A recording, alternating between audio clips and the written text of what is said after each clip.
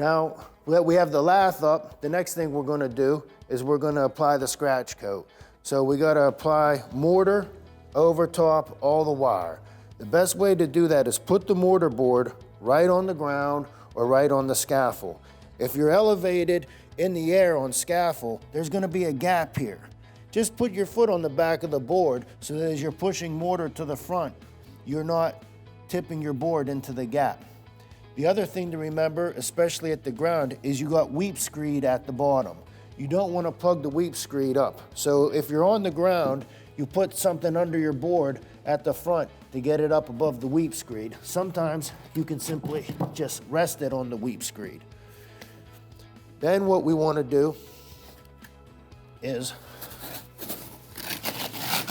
do an upward motion.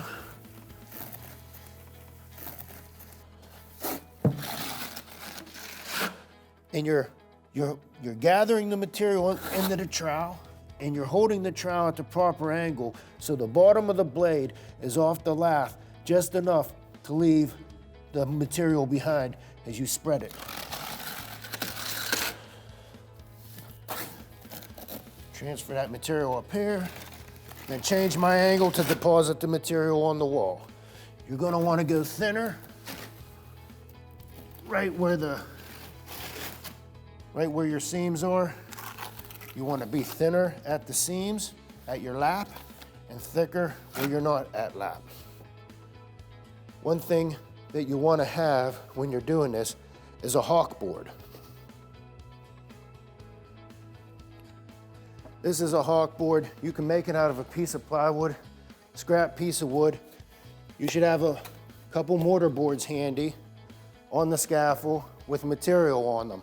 When you're going around an electric box or a window, this technique doesn't always work. So you'll want to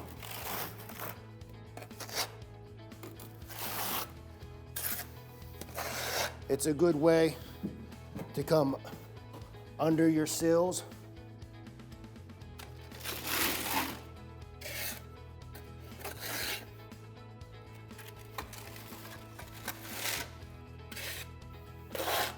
And like I was saying, perhaps there's an electric box that you have to work around. That's when the hawk comes in handy. So as you can see, when I moved the board, I was able to keep the weep screed relatively free. The holes are open, so any moisture can get through. Just scrape it back, and then spread the excess where you had started. Now we're going to scratch it. This is why we call it the scratch coat. This tool is designed specifically for this application. And what you want to do is just take horizontal lines straight across.